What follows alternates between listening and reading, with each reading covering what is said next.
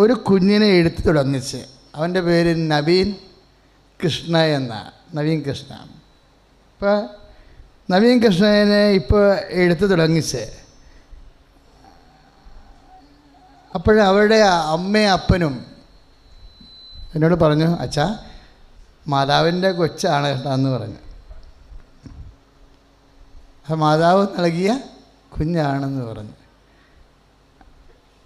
അപ്പം ഞാൻ ചോദിച്ചു, മാതാവ് എപ്പം നൽകിയെന്ന് ചോദിച്ചു.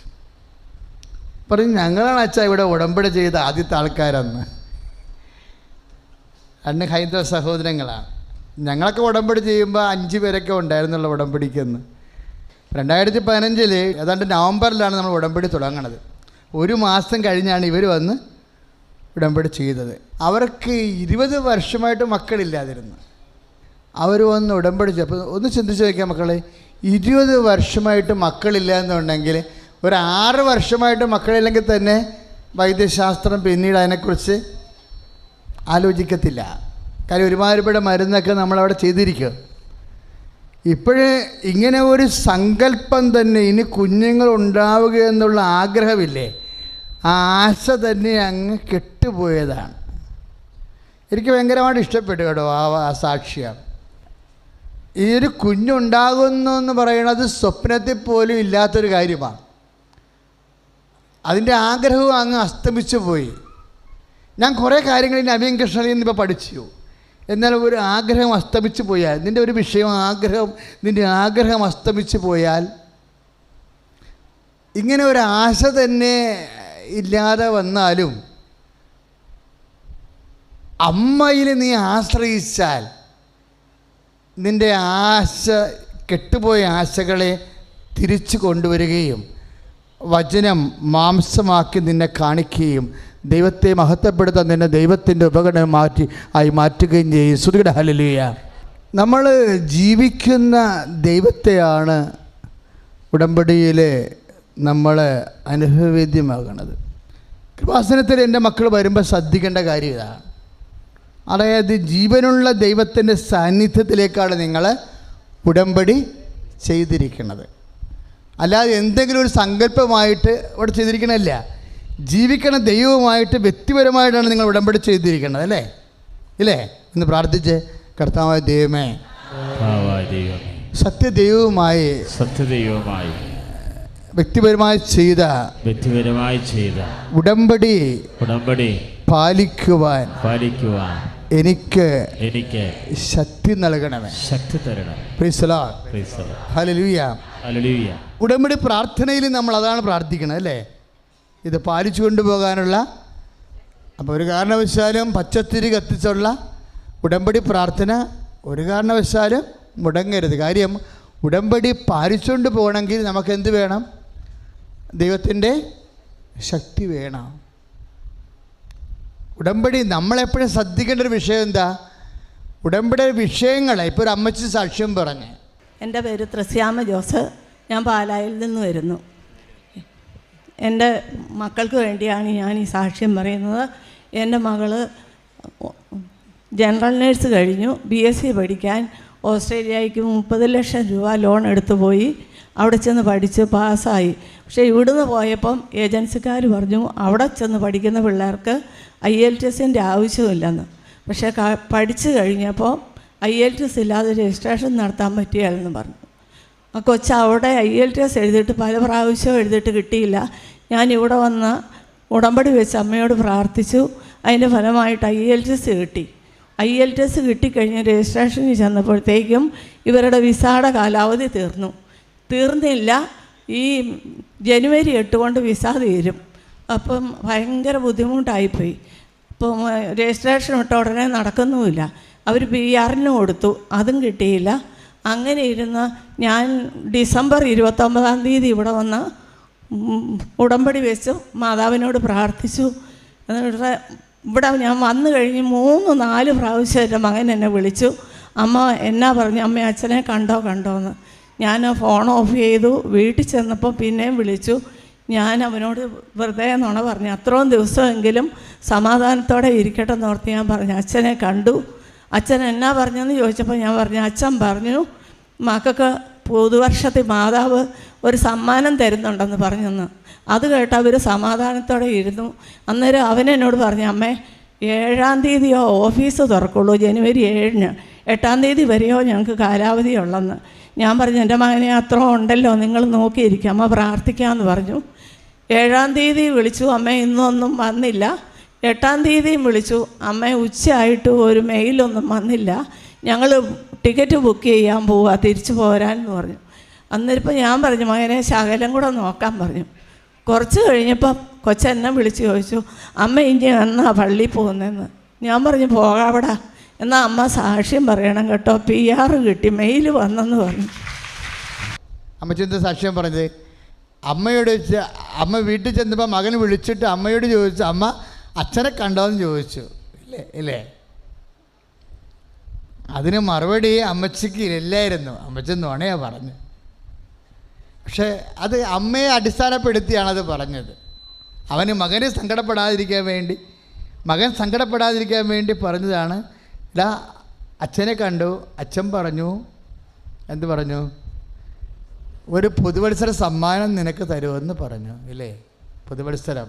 ഈ വത്സരങ്ങൾ, വർഷങ്ങൾ, ഡേറ്റുകൾ, മാസം, സമയം, ഇതൊക്കെ കൃപാസനത്തിലെ അമ്മയുടെ വിഷയങ്ങളാണ്. എങ്ങാനും ഡേറ്റ് ഇട്ട് കഴിഞ്ഞാൽ സമയത്തിൻ്റെ മേൽ അമ്മയ്ക്ക് ഇന്ന് എത്രയോ പേരാ അത് പറഞ്ഞത്? സ്വാധീനമുണ്ടെന്ന്. അധികാരമുണ്ടെന്ന് ഞാൻ പറയണില്ല. അധികാരം ദൈവത്തിനല്ലേ?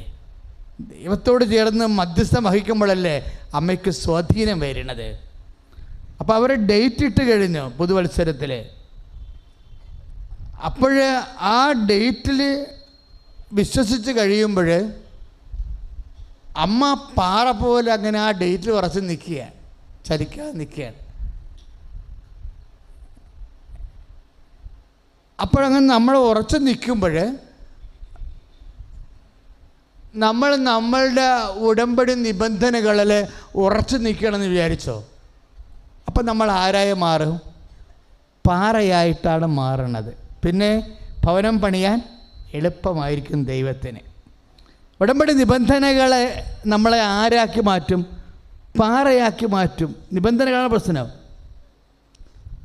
ഉടമ്പടി നിബന്ധനകളിൽ നമ്മൾ ഉറച്ചു നിൽക്കുമ്പോൾ, ഇപ്പം ഞാൻ ഒരു കാര്യം ചോദിക്കട്ടെ, ഇപ്പോഴേ പത്രോസ് കർത്താവിനെ രക്ഷിക്കാൻ വേണ്ടി പ്രധാന ആചാര്യനെ ഭൃത്യൻ്റെ പെട്ടലിക്കിട്ട് വെട്ടിയില്ലേ വാളൂരി?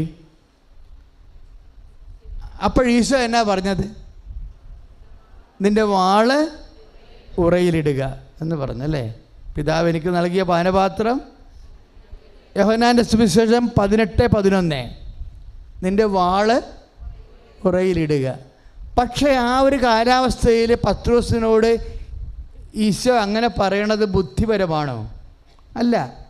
കാര്യം കർത്താവിന് കൈകൊണ്ട് പോലും പത്രോസിനെ സഹായിക്കാൻ പറ്റാത്ത രീതി കൈ വെട്ടിച്ചിരിക്കുക. ഉള്ള കൂടെ ഉണ്ടായിരുന്ന ശിഷ്യന്മാരെല്ലാവരും രാജ്യം വിട്ടു പോയി. പത്രോസ് ഒറ്റയ്ക്ക് നിന്ന് കർത്താവിന് വേണ്ടി പൊരുതുക.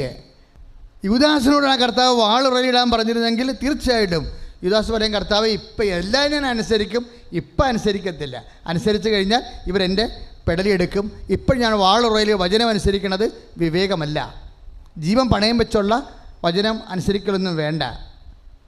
ഇല്ലേ? അതാണ് സംഭവം. എന്തുകൊണ്ട് പത്രോസിനോട് കർത്താവ് പറഞ്ഞു വാളുറയിലിടാൻ? എന്താ? അവനവൻ്റെ ജീവനേക്കാളും കർത്താവിൻ്റെ വചനം അനുസരിക്കുമെന്ന് കർത്താവ് പത്രോസിൽ വിശ്വസിക്കുന്ന കൈയടിച്ച് കർത്താവ്. ചില പാലിക്കാൻ പറ്റാത്ത വചനങ്ങൾ പാലിക്കാൻ വേണ്ടി നിന്നോട് പറയുമ്പോൾ നീ എന്താണ് കരുതേണ്ടത്? ചില പാലിക്കാൻ പറ്റാത്ത വചനങ്ങൾ പാലിക്കാൻ വേണ്ടി നിന്നെ നിർബന്ധിക്കുമ്പോൾ എന്താണ് നീ കരുതേണ്ടത്? നിന്നെ കർത്താവ് പത്രോസിൻ്റെ സ്ഥാനത്ത് കാണുന്നുവെന്ന്. Praise the Lord. ഹല്ലേലൂയ. പറഞ്ഞാൽ മനസ്സിലായില്ലേ? പാലിക്കാൻ പറ്റാത്ത വചനങ്ങൾ അല്ലെങ്കിൽ പാലിക്കാൻ പ്രയാസമുള്ള വചനങ്ങൾ പാലിക്കാൻ നീ ബാധ്യസ്ഥമായി തീരുമ്പോൾ, അത് നിന്നോട് ആവശ്യപ്പെടുമ്പോൾ കർത്താവ് നിന്നെ ആരായിട്ട് കരുതുന്നു? പത്രോസായിട്ട് കരുതുന്നു. പത്രോസായിട്ട് കരുതിയാൽ കർത്താവ് നിന്നെ എന്തെന്ന് വിളിക്കും? എന്ന് വിളിക്കും. പത്രോസായിട്ട് നിന്നെ കരുതിയാൽ കർത്താവ് നിന്നെ എന്തെന്ന് വിളിക്കും? Rock I am this rock, I should build my church. അല്ലേ, ഞാൻ നിന്നെ പാറ എന്ന് വിളിക്കും. പിന്നെ എന്താ കർത്താവ് പറയണ അടുത്ത വാക്കിലെ, ഈ പാറമേൽ എൻ്റെ പള്ളി ഞാൻ പണിയും. ദൈവവേദലേ, നിന്നെ പാറയെന്ന് കർത്താവ് കണ്ടു കഴിഞ്ഞാൽ കർത്താവിന് നിൻ്റെ മേൽ ആധ്യാത്മിക ഗോപുരങ്ങൾ, സ്വർഗീയ ജലശ്രയം പണിയാൻ എളുപ്പമായിരിക്കും. എന്താ കാര്യം അങ്ങനെ പറയാൻ കാരണം? ദൈവവചനം കേൾക്കുകയും, ഒന്ന് പറഞ്ഞേ, മത്തായിയുടെ സുവിശേഷമാണ് 7:24. മത്തായി 7:24. ദൈവവചനം കേൾക്കുകയും അതനുസരിച്ച് ജീവിക്കുകയും ചെയ്യുന്നവര് പാറമേൽ തൻ്റെ ഭവനം പണി ചെയ്ത ബുദ്ധിമാനായ മനുഷ്യന് തുല്യനാണ്. മക്കളെ, ദൈവവചനം കേൾക്കുകയും പറഞ്ഞ് അതനുസരിച്ച് ജീവിക്കുകയും ചെയ്യുന്നവൻ. ഇപ്പൊ രണ്ട് കാര്യങ്ങളാണ്. എന്താണ്? ഒന്ന് ദൈവവചനം കേൾക്കുക, രണ്ടാമത്തെ എന്താണ്? അതാണ് സംഭവം. ഇപ്പം നമ്മൾ ഉടമ്പടി നിബന്ധനകളിലൂടെ അതാണ് ചെയ്യണത്, ഇല്ലേ? ഉടമ്പടി നിബന്ധനകൾ നമ്മളെ പാറയാക്കി മാറ്റുമെന്ന് പറഞ്ഞ കാര്യം അതാണ്. ഇപ്പം ചേച്ചി പറഞ്ഞില്ലേ, ഇത്രയും കൂടി വെയിറ്റ് ചെയ്യുമോനെ എന്ന് പറഞ്ഞില്ലേ? ഉച്ചയായി അമ്മേ, മെയിലൊന്നും വന്നില്ല എന്ന് പറഞ്ഞില്ലേ? അമ്മ പറഞ്ഞ ഡേറ്റായി 8-ാം തീയതിയായി, ഉച്ചയായി, മെയിലൊന്നും വന്നില്ല. അപ്പോൾ അമ്മ എന്നാ പറയണത്? ഇത്രയും കൂടി വെയിറ്റ് ചെയ്യും മോനെ എന്ന് പറയും. കാര്യം അമ്മയുടെ ആ ഒരു വിശ്വാസത്തിലാണ് കർത്താവ് മകൻ്റെ ജോലി കൊടുക്കുന്നത്. അവൻ്റെ കഴിവിലല്ല, അവൻ്റെ യോഗ്യതയിലല്ല, അമ്മയുടെ വിശ്വാസത്തിലാണ്. വിശ്വാസം എന്താണ് ചെയ്യണത്? നമ്മൾ വിശ്വാസം ഓരോ പ്രതിസന്ധി വരുമ്പോഴും വിശ്വാസം നമ്മൾ പ്രഖ്യാപിച്ച് കൊടുക്കണം. പറഞ്ഞ മനസ്സിലായില്ലേ? ഓരോ പ്രതിസന്ധി വരുമ്പോഴും വിശ്വാസം പ്രഖ്യാപിച്ച് കൊടുക്കണം.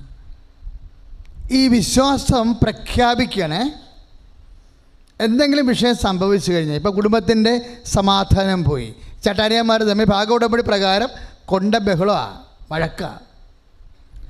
ചിലപ്പോൾ നിൻ്റെ അപ്പനായിക്കൊള്ളട്ടെ, ആരായിക്കൊള്ളട്ടെ, ഒരു പ്രത്യേക സാഹചര്യത്തിൽ പെട്ടെന്ന് കള്ളന്മാർ ചവിട്ടി ചടൻ്റെ കൂടെ അനിയൻ്റെ കൂടെ ചേർന്ന് വിചാരിച്ചോ, അപ്പോൾ മിക്കവാറും നീ ഉപ്പ് ചെയ്ത് റിട്ടയർ എടുത്ത് ഇറങ്ങേണ്ടി വരുമായിരിക്കും.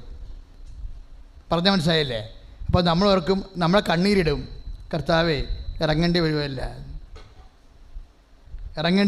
എൻ്റെ ദൈവമേ, നീ ഇറങ്ങിയാൽ എവിടെ കൊണ്ട് ഇറങ്ങണത്? വിശ്വാസി കർത്താവിൻ്റെ കൈ പിടിക്കാൻ വേണ്ടിയാണ് ഇറങ്ങണത്, അല്ല നീ നിരത്തിലോട്ട് ഇറങ്ങത്തൊന്നുമില്ല. നിന്നെ നിരത്തിലോട്ട് ഇറക്കത്തില്ലെന്ന് കർത്താവ് പറഞ്ഞിട്ടുണ്ട്. ഞാൻ നിന്നെ അനാഥരായി വിടത്തില്ലെന്ന് കൈയടിച്ച് കർത്താവ്. ഹല്ലേലൂയ. ദൈവത്തിലെ നിനക്ക് താങ്ങാനാവാത്ത ഒരു വചനം നിറവേറ്റാൻ നിന്നോട് ആവശ്യപ്പെട്ടാൽ ദൈവം നിന്നെ പത്രോസിൻ്റെ സ്ഥാനത്ത് കാണുന്നുവെന്ന്. Praise the Lord. അല്ല, ദൈവം നിന്നെ കൈവിട്ടെന്നല്ല കാണേണ്ടത്.